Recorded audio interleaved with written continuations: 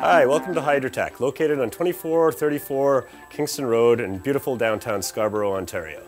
Today we're going to be talking about the installation of carbon filters. So why don't we get started on that? Come over here and let's take a look. Alright, so here we have a can filter and a can fan. Now, one of the first things you have to consider when you're getting a can filter and a can fan is get the right fan for the filter. They will both be rated for air movement. It'll be listed as cubic feet per minute, or what we call CFM. The fan has to move the same amount of air that the can can handle, otherwise it won't scrub adequately. And you really want, that's very important, because if you're pulling too much air through this filter, you won't have enough contact time with the carbon and you really won't be removing much odor. What we need to do, the first thing, is to take your flange that comes with your can fan, and it'll have the same size diameter hole in it as the actual filter will do. And you'll place the actual flange on the open end of the can filter, leaving the bottom end that is closed down there that doesn't need any attachments. Once you've got the actual flange in place, you can attach it. It'll come with this handy weather taping here, the weather stripping that you can put down underneath it, and some self-setting screws that you just tap in around it, get a nice close seal on it. If you want some extra sealant on it, you can always put some tuck tape or some tin tape down. Once you've got the flange attached to your can filter, you then take your can fan and you make sure you find out which way the air is going, this being the intake and this being the outtake of the air. You'd place the intake, the inlet of the fan, on top of the flange like so, and it'll rest right in the neck of that flange. At that point, if you want, you can tap that in with a couple of self-setting screws and put some tin tape over where the screws are to make a nice seal. That's not absolutely necessary. You can always just attach it with some tin tape if it's going to be a vertical application like this. Okay, so this is another way you could set up your can fan and your can filter.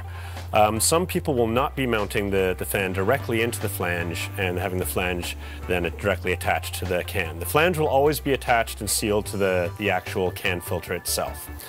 What you can do in this instance is actually run a little bit of ducting, try and keep it as straight and as short as possible. But you can run that ducting between the flange and the actual can, depending on what your ceiling's like and how you have to set it up and what kind of space, how you have to hang it. Then what you would do is you would run your vent hose on the outtake of the actual fan itself. So what you have here is an actual can filter that's going to be having all the air pull through it. Of course, all of this glass, plastic, and packaging will be removed before you hang your can. This is just the packaging that comes with it. The white foam underneath that is a pre-filter to stop dust and large objects from actually getting into the filter.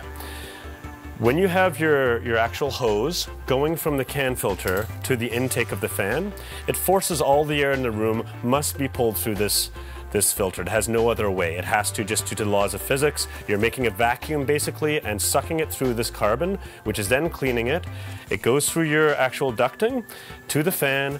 The fan then has the ducting on the other side, which will then force it out of your room, venting out the hot air and the smell and humidity.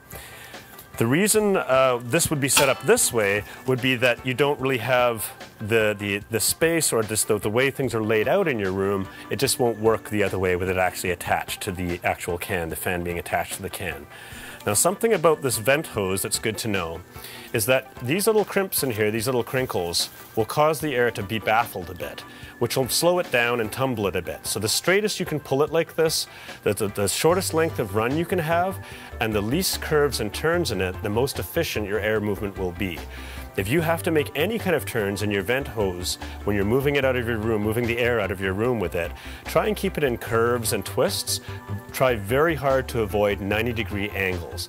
A 90-degree angle turn in your vent hose will decrease the efficiency of your fan and thus your can filter greatly.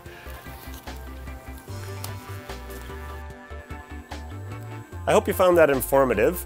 If you have any questions whatsoever about this matter or any other matters pertaining to hydroponics, please don't hesitate to call us or come on in for a conversation anytime.